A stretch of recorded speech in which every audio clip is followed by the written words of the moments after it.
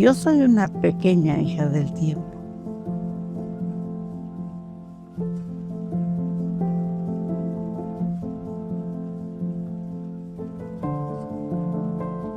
La mayoría de los seres humanos no pensamos que el dolor ajeno nos llegaría un día.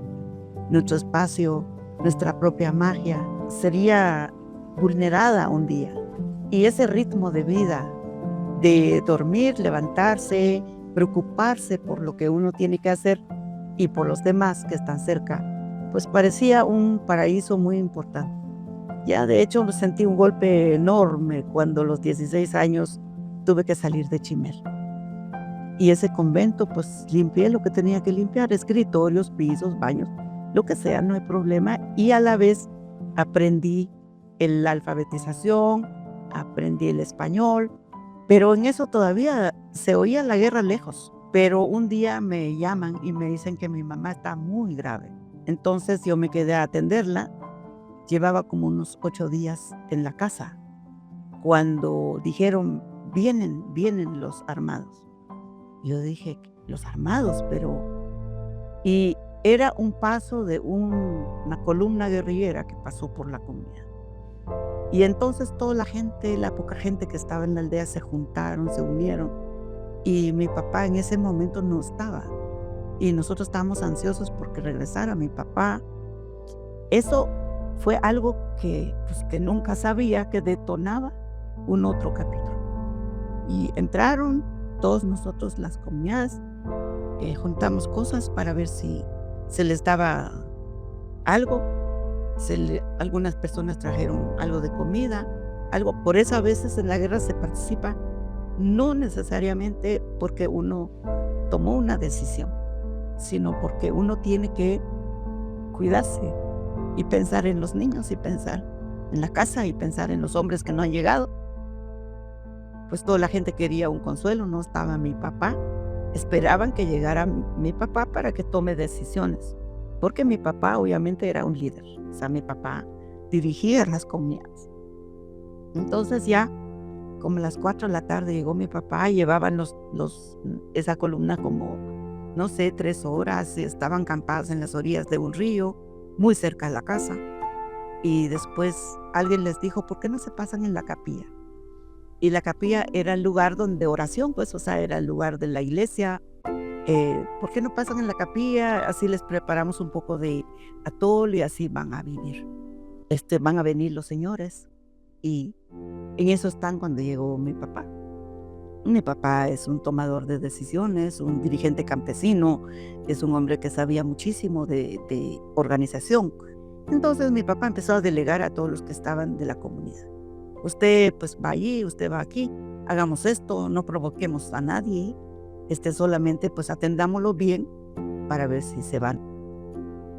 Y bueno, ese momento dieron una charla política en la capilla y ya fue la noche y todos preocupados, como a las 10 de la noche. Nosotros no nos dormimos en Chimel a las 10 de la noche.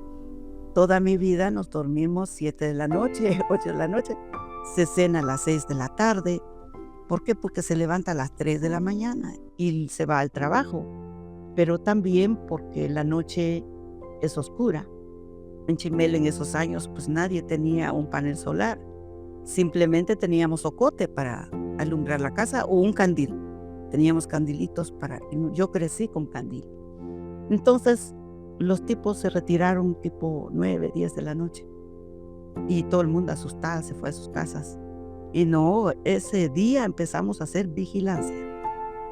Nunca conocí yo la palabra vigilancia hasta ese momento. Porque también nos advirtieron, si el ejército se enteró que estuvimos acá, seguramente les van a venir a atacar. Y ustedes tienen que hacer su vigilancia. Ustedes tienen que hacer su protección.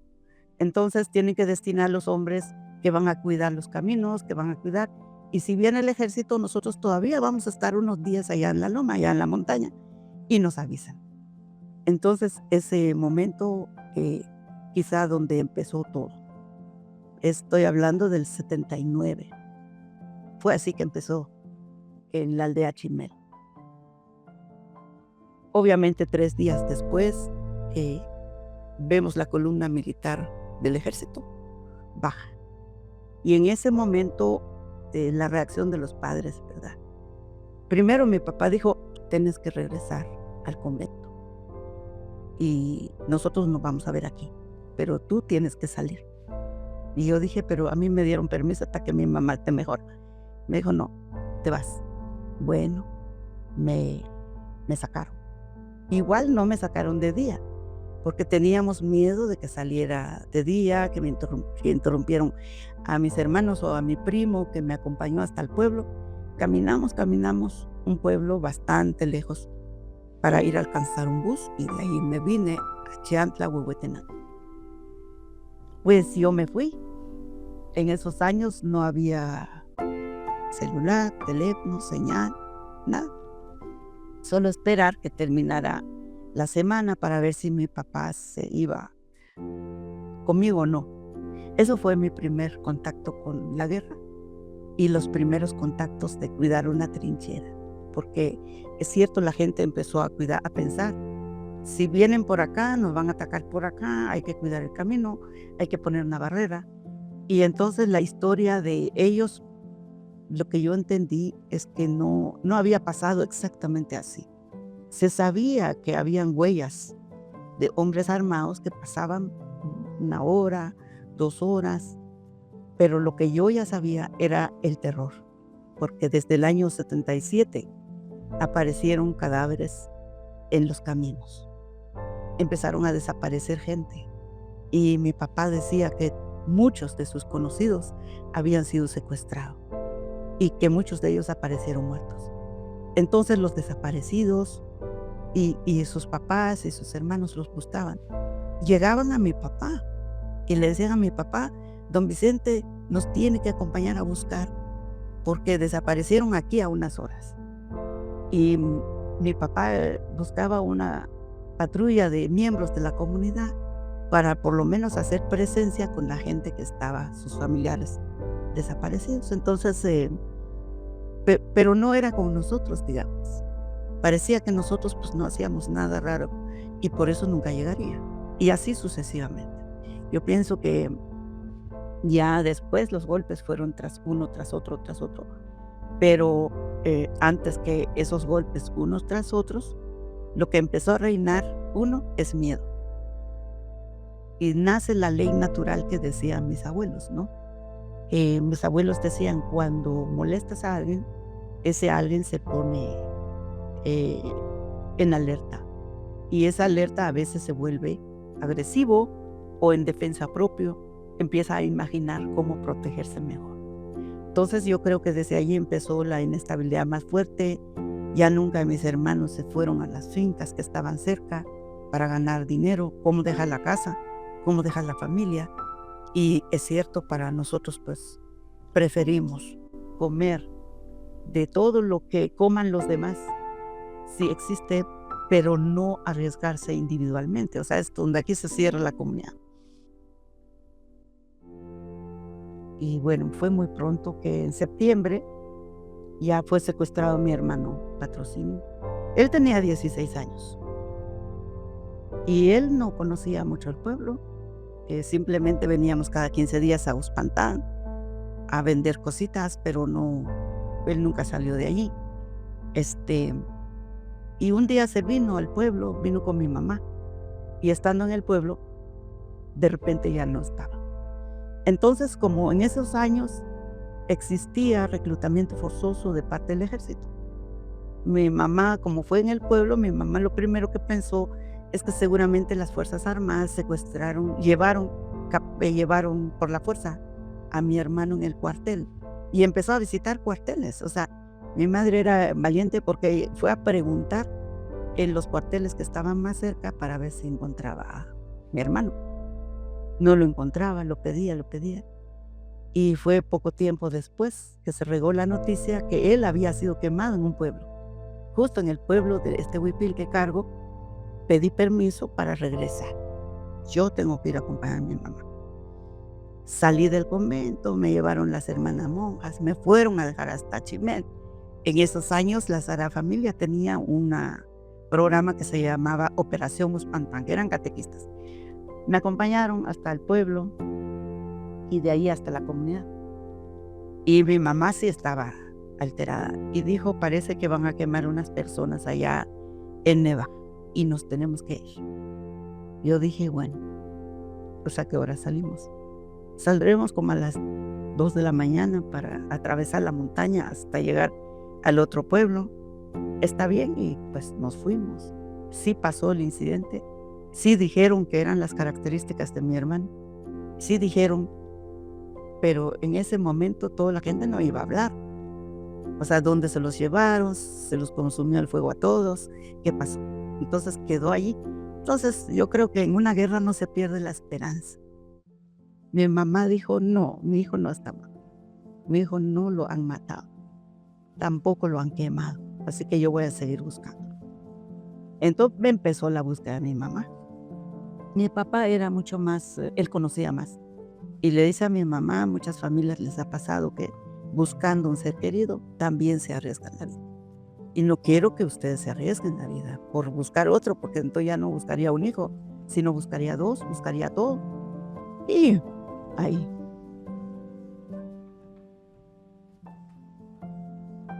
Hay un momento en la vida que realmente uno tiene que sopesar. Yo sabía que no podía hacer nada para ellos o por ellos. Y yo sabía que estar ahí podía arriesgar más. Justo por lo que decía la gente.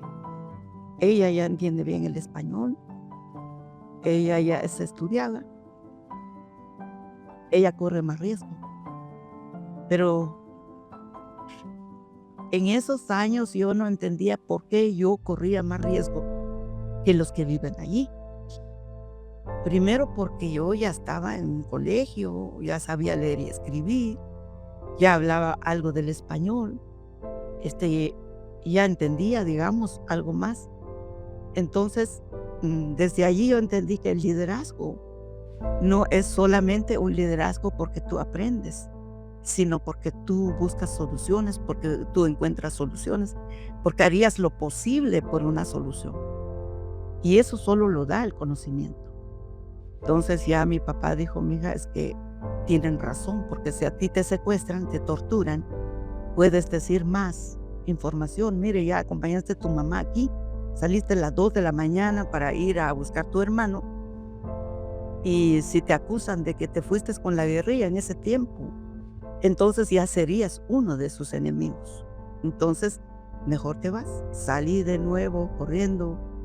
Yo dije, no va a ser la última vez que salgo de aquí. Yo voy a regresar. Y entonces me regresé a Chantla, por supuesto. Y las monjas, no sé qué hayan hablado con mi papá. Y dice mi papá, mi hija, te vas a cambiar de convento. Te vas a ir con una monja de Zacapulas que está en Sunil, que ya no era Chantla, ya no era Huehuetenango. Te vas allá porque dicen que tú tienes vocación de ser novicia. Yo dije, novicia, no, para monja. Y es bueno que vas a un convento más pequeño. Bueno, yo dije, bueno, lo que diga mi papá lo hago. Pero la hermana Juana Vázquez, es cierto, era una de las monjas más lindas que fundó varios conventos de monjas para indígenas. Desde ahí yo creo que la hermana Juana Vázquez pues había defendido la indumentaria en el convento para que las monjitas no usaran uniforme religiosa, sino usaran su propio huipil, sus propias cintas. Entonces yo dije, sí, tiene razón mi papá, esto va con nosotros. Sabía mucho el sufrimiento de ellos, pero pues no podía salir. Hasta que llegó diciembre, yo dije, no, yo tengo que regresar. Si es tiempo de vacación para mucha gente, ¿por qué para mí no? Si es cierto que estoy trabajando y estudiando, pero yo me voy. Y fue que pasé por Chiché, me dijeron, no, pasas aquí. Y ahí encontré a mi papá. Y me dijo, mija, yo ya no vivo allá en Chimé, yo salí. Y quien quedó allá es tu mamá y tu hermano mayor. Y yo ya salí. Entonces ya no me fui a Chimel, me quedé con mi papá. Pasamos ese fin de año muy bien. Me contó todo, me llevó todo, me habló de la organización campesina. él que siempre él dirigió una organización que se llama CUC, Comité de Unidad Campesina, por muchos años. Yo creo que él desde el 52 venía trabajando para el mejoramiento de la producción, intentó sembrar manzana en Chimel, intentó sembrar otros productos, llevaba técnicas, encontró gente que enseñaban otras técnicas de producción, acompañaba el movimiento campesino. Entonces me dijo, yo quiero que me acompañes en las actividades del CUC y quiero que aprendas la relación con muchas comunidades. Bueno, yo me quedé con mi papá. Fue la última vez que pasé con mi papá. No sabía que el 31 de enero lo iban a quemar.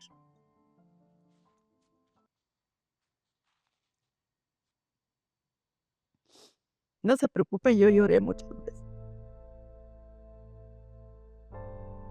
Y yo sé,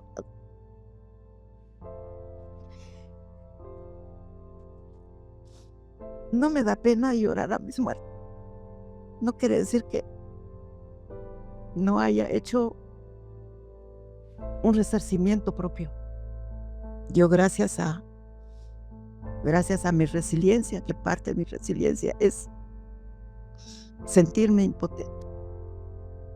Es parte de mi vida.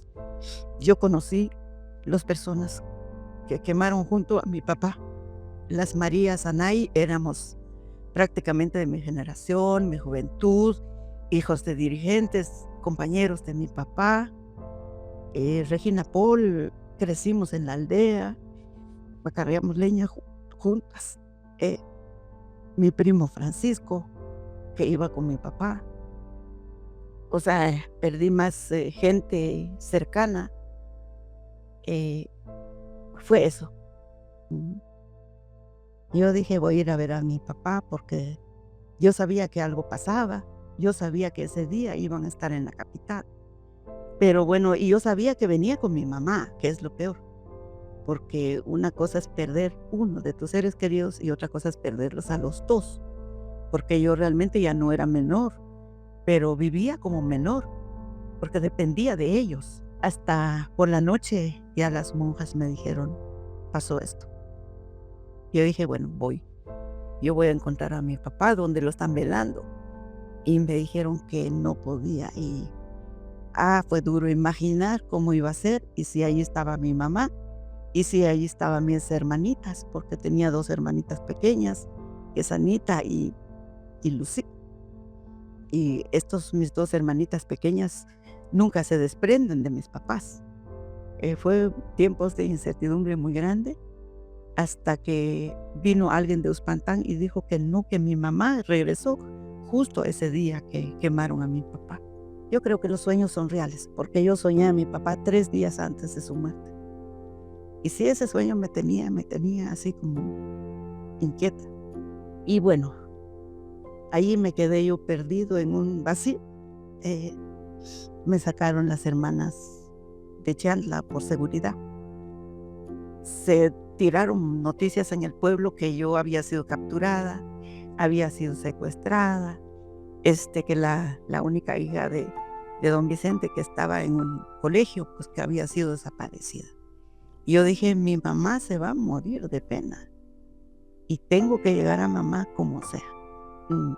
Entonces regresé de nuevo a Chimel, que eso es lo más increíble y atrevido, porque si yo no vi enterrar a mi papá, si yo pensé que todos estaban muertos y tengo que regresar al lugar donde yo sé que inició la muerte para ellos, pero me fui y llegué, pues sí, mi mamá estaba en casa. Mi mamá era más poderosa de lo que yo creía. Mi mamá dijo, mija, si pasas llorando todo el tiempo, no puedes salir adelante. Haz lo que tienes que hacer. Poco tiempo después que fue que secuestraron a mi mamá. Quizá el dolor fue más grande todavía, porque yo digo, ¿por qué no lo traje? ¿Por qué no pude sacar? Pero ella no hubiera querido salir solo. Si podíamos llevar a todos, tal vez sí, pero sola no. Y yo empiezo a buscar a mi mamá. Pero en busca de mi mamá, empecé a buscar a mis hermanas. Me fui al pueblo cercano, convencí a la gente para que regresen a Chimel, vayan a buscar a mis hermanas, si están vivas, Anita y Lucía. Me hicieron imaginar muchas cosas. Y me dijeron que están vivas, que mi hermana Lucía y mi hermana Anita fueron las únicas básicamente que se quedaron en la casa. Y mi primo, que también lo asesinaron después, Efraín, mi primo, se arriesgó, sacó a mis hermanas de la aldea y yo ya estaba en Chiapas. ¿Cómo iba a ser yo regresar de Chiapas y volver a sacar mis hermanas? Fue un momento muy duro también. Yo me había recuperado mucho porque en Chiapas me devolvió la vida. Después de la muerte de mi mamá, yo me refugiaron las hermanas monjas, me sacaron a México y bueno, así es como llegué a México. Vine de refugiada. Fue un diciembre maravilloso porque fue la primera vez que nos unimos con mis hermanitas en Chiapas y fue la primera Navidad que pasamos sin mis padres. Y la rebeldía de mis hermanitas fue increíble. Pero me ayudaron bastante los conventos donde yo pasé. Nos venimos acá en la Ciudad de México, nos mandaron acá y yo conocí gente maravillosa. Entonces ya inició un capítulo nuevo en mi vida que no duró mucho porque ya entró el año nuevo del 81. Del año 81 decidimos volver a Guatemala con mis hermanas. No importa, limpiando casas o haciendo lo que sea, pero nos vamos a regresar, porque acá no se iban a adaptar. Y yo no podía controlar a mis hermanitas, yo no estaba preparada para ser mamá. Bueno, regresamos a Guatemala. Como 2 meses después, mis hermanas huyeron a las montañas. Se fueron con el movimiento. Los llevó un movimiento campesino, un movimiento guerrillero, un movimiento y qué sé yo. Se fueron mis hermanas, pero se fueron por su cuenta, o sea, tomaron su decisión. Las busqué por 10 años. No sabía. Yo mandaba correo a todas las organizaciones. Hasta el premio Nobel, cuando nos dieron el premio Nobel, aparecieron mis 2 hermanas y ya traen sus hijitos. Pues qué felicidad para mí saber que tenía sobrinitas y por eso mi hermana me dio un tocayo y es Maya Rigoberta porque le puso, me dejó como su quechel, se dice en quiché.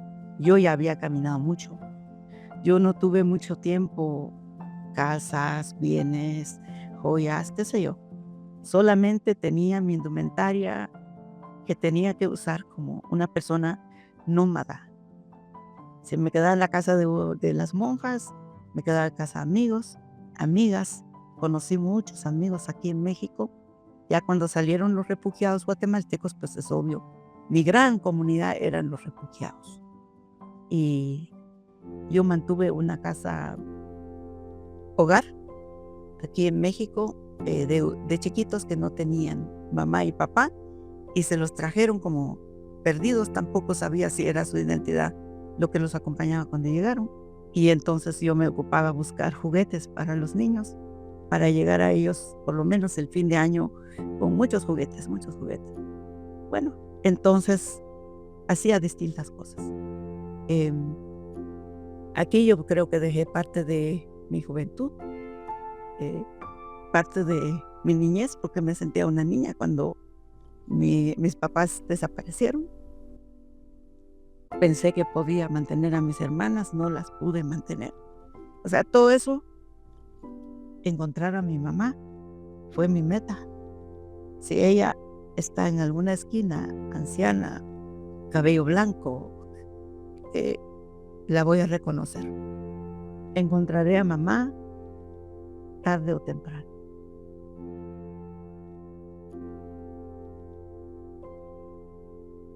Muy poco se puede hacer cuando uno vive en sufrimiento, porque uno lo que quiere es olvidar. Y yo dije, no los voy a olvidar. Pero encontré causas maravillosas que a mí me dio una luz tremendo y debo a ellas mi liderazgo universal. Y fueron las abuelas y las madres de Plaza de Mayo. Cuando ellas me contaron que buscan nietos, nietas, que buscan hijas, hijos, que eran embarazados en ese entonces, que desaparecieron, pero que llevaban tal ropa, que llevaban tal zapato, que llevaban esa búsqueda del ser querido, a mí me ayudó muchísimo. Me generó mucha esperanza de que en Guatemala encontráramos desaparecidos. Me uní a las madres de El Salvador. Las madres de desaparecidos en El Salvador se llamaban las comadres. Me uní a ellas y me uní al grupo de apoyo mutuo en Guatemala, que es el GAM, que busca a los desaparecidos. Y junto con Rosalina creamos un movimiento de mujeres que se llama CONAVIGUA, Coordinadora de Viudas de Guatemala. Porque no solo buscaban hijos, también buscaban esposos, buscaban parientes. CONAVIGUA luchó mucho contra el reclutamiento forzoso en tiempo de guerra. Nos unimos rápidamente con mucha gente. Y yo creo que eso fue también la contribución de romper el silencio a nivel mundial. A veces se empieza la lucha por entender las normas internacionales, eso es bueno, y a veces se empieza caminando a pie y llegar a las normas. Y a mí me tocó como caminar a pie para llegar a las normas. Y las normas me abrieron horizontes impresionantes y vi que lo que se está pasando en Guatemala era crimen de lesa humanidad. Crimen que la humanidad no debe olvidar. Crimen que la humanidad le debe tocar su conciencia. Entonces mi contribución a Guatemala fue empezar a tipificar los delitos. Por eso yo cada vez que empiezo una plática con personas, con públicos, con jóvenes, siempre les digo que lo más importante a entender es el ser humano. No tanto a entender los hechos, sino a entender el ser humano. Porque si encontramos el ser humano que está detrás de cada hecho, podemos tener una visión y una forma de tipificar no solo el ser humano que está detrás de un hecho, sino también el ser humano que aún se puede rescatar detrás de ese hecho. Pero también se pueden tipificar los delitos. Y así es como me metí en el derecho. Yo no fui a la universidad estudiando derecho, pero sí fui a los expedientes más emblemáticos para entender el derecho. Entonces, mi rol no fue de un año. No tuve tiempo de decir y sentarme, decir qué camino tomo. Fue uno tras otro, tan corta tiempo. En 10 años yo tenía un impacto muy fuerte con esa memoria colectiva, con Amnistía Internacional, con American Watch, con organizaciones locales, con las abuelas de Plaza de Mayo, las comadres del Salvador, GAM Guatemala, CONAVIGUA. No dejé jamás el CUC porque yo constituí la representación internacional del Comité de Unidad Campesina CUC. Y entonces yo, su lideresa internacional, me involucré en la campaña de los 500 años de resistencia indígena negra y popular. Entonces empezamos a articular un movimiento indígena continental con muchos jóvenes. Cuando me empezaron a invitar en las áreas académicas, entendí que una lideresa tiene que prepararse técnicamente, profesionalmente, aunque no haya sido su elección profesional. Porque yo no tuve elección para ver si iba a ser abogada o iba a ser médica o iba a ser un guía religioso, no tuve elección. La única posibilidad de crecer tus talentos es que participes. Si no participa, uno se queda fuera. Muchas personas me comparan, que seguramente leyó los libros de Marx y de Lenin y de, no sé, yo he visto muchos ensayos que me comparan con los filósofos europeos. Y yo digo, bueno, mejor me comparen con Chimel. Y si me comparan con Chimel, van a encontrar quiénes fueron mis abuelos y mis abuelas. Y quiénes fueron los cerros que a mí me inspiraron para escribir un cuento. O qué fueron los pasos que me hizo pensar que yo necesito salir de Guatemala. Pero salir con la maleta llena de conocimientos mayas, de recuerdos mayas y de recuerdos de mis abuelos, porque no me pertenece a mí, les pertenece a ellos. Y ellos son universales. Hasta compuse algunas letras, pensaba que se le podría poner música y cantaba con los niños algunas canciones que les tocaba a ellos, sobre todo mis niños que no sabían de qué realidad venían. Pero yo sabía que eran hijos o de desaparecidos, o de asesinados, o de alguien que perdió la vida cruzado por balas. Entonces, yo tenía mi motivación con los niños. Siempre fui parte de un ser educador. Y yo les decía, nunca crean, niñas, cuando les digan que la paz es guerra. La paz es armonía, es cultura, y les empezaba a hablar de la armonía. Llegué a Ginebra. Yo asistí la primera sesión del grupo de trabajo sobre poblaciones indígenas. Seguro que trascendió bastante el testimonio. Me llamo Rigoberta Menchú y así me nació la conciencia. Así me conoció la gente. Yo llegaba a un público y decía, me llamo Rigoberta Menchú y así me nació la conciencia. Y yo les contaba una y otra vez. Quien estuviera dispuesta a escuchar, yo le contaba. Yo creo que eso es parte del resarcimiento también. Cuando uno saca lo que tiene, retoma nuevo aliento y empieza otra vez su misión. Yo no sabía lo que pasaba, pero fui propuesta por un mexicano que le rindo homenaje. Había un comité de expertos independientes en esos años. Y aquí en México era el doctor Martínez Báez. Martínez Báez lo conocí en persona, me instruyó muchísimo en normas internacionales. Alfonso Martínez de Cuba me instruyó muchísimo. Augusto Billingsen de Guatemala, autor de un enorme informe que tipifica los derechos indígenas en la Comisión de Derechos Humanos en Ginebra. Él publicó muchas cosas sobre ellos. Lo conocí en vida, todavía tuvimos oportunidad de ser mi maestro, el señor Louis Joannet y la señora Dice de Grecia. Joannet era francés. Y ese grupo de expertos independientes, me puse al lado de ellos porque en aquellos años la embajadora en Ginebra era hija del mismo general que quemó vivo mi papá. Entonces, ¿cómo voy a encontrar yo amistosamente con una embajadora de Guatemala, hija de quien quemó vivo a mi papá? O sea, pero ¿por qué la vida me puso enfrente de una embajadora que todos los días la tenía que ver y tenía que escuchar de viva voz mi testimonio? Yo creo que eso era otro que me cambió a mí la vida, porque de alguna manera la hija de un general dictador que impuso fuego en el lugar donde ordenó sus funcionarios para que pusieran fuego allí. Yo no estoy hablando de lo que pensé en esos años, sino lo que comprobé en los tribunales posteriormente.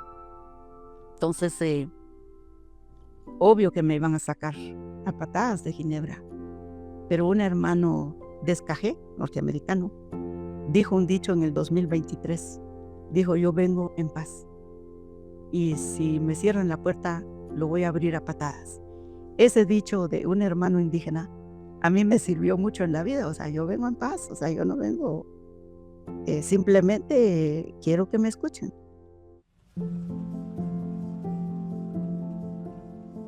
Cuando trascendió que podría recibir el premio Nobel, 2 días antes de que se daría el dictamen del premio Nobel, me regalaron más de 20 huipiles.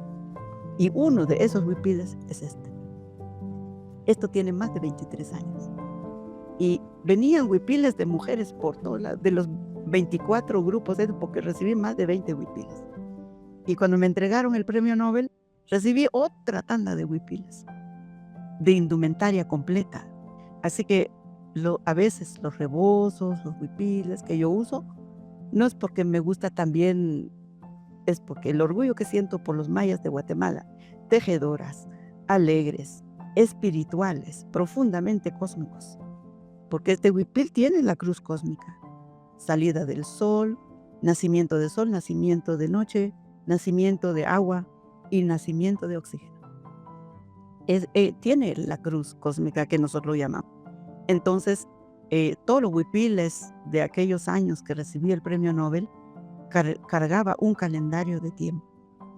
Por eso es que era tan difícil escoger uno para simbolizar el premio Nobel, así que el huipil que usé para la fotografía oficial del Instituto Nobel y que está en Oslo es MAM, es de una tejedora que ya falleció y que probablemente su técnica esté en riesgo, pero bueno, y el huipil que usé para recibir el premio Nobel es Cachiquel. Mi indumentaria lleva un gran mensaje, lleva vida para mí, ilustra realmente mi caminar, pero también ilustra la mente de las futuras generaciones. Así nació mi conciencia.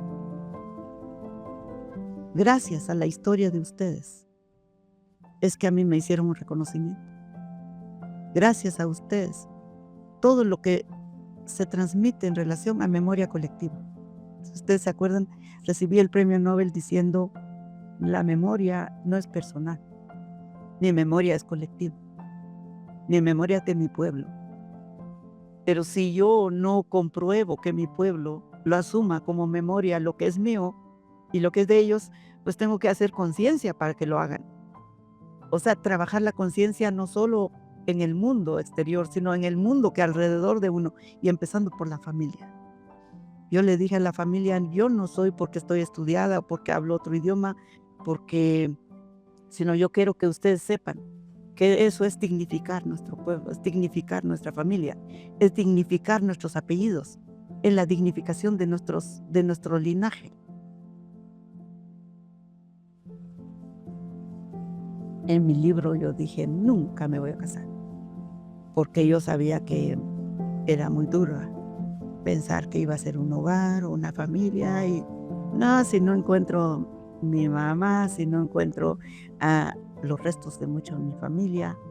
No he contado la historia de la esposa de Víctor, mi otro hermano, antes de que él fue fusilado, pues su esposa fue asesinado, lo degollaron, lo dejaron en un cerro. Una de sus 2 hijas se murieron de hambre en un cuartel militar porque fueron capturadas las nenas y no llegó nadie a reclamarlos. Entonces deambularon en un lugar y así hay más historia, pero ¿cómo voy a tener hijos y familia? Bueno, pero no conocía a mi esposo. Ya cuando conocí a mi esposo, pues igual nos enamoramos, nos casamos, tuvimos los 2 maravillosos hijos. Y bueno, uno de mis hijos falleció, pero el que está vivo pues vale por 2. Entonces así es como volví a ser la familia. Somos demasiado grande la familia Menchutum, que seguramente pues muchos se llamarán Rigoberta. Hasta ahora solo hay 3 oficiales de mis tocayas. Y la Rigoberta Menchulush, ya no Menchutum, sino Rigoberta Menchulush tiene 9 años. Pero lo más importante es la plenitud, creo yo. Entonces yo busco por una plenitud de vida y es lo que enseño a la gente. Es lindo descubrir la noche, es lindo descubrir el alma de un pajarito, es lindo usar los oídos. Lo más lindo que he visto en este mundo es que el Creador nos ha dejado un límite de paso, un pasaporte limitado en este mundo. No he visto a nadie desde que yo nací hasta ahora que haya vivido más que vivió mi abuelo Nicolás Tum Castro. Él vivió 112 años. Y cuando recuerdo a mi abuelo, sus pies eran largos, nunca usó un par de zapatos. Y caminaba y caminaba. No quiero vivir 112 años porque eso ya es inalcanzable con la vida que tenemos.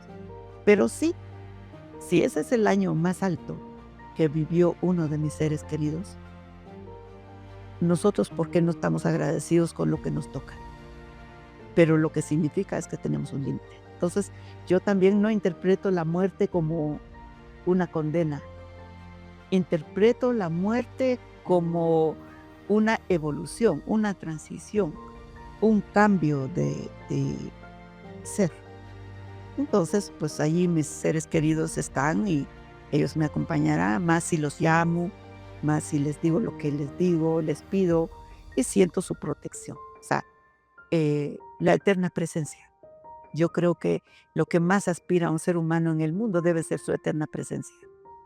y no su eterna vida, porque la vida solo es limitada.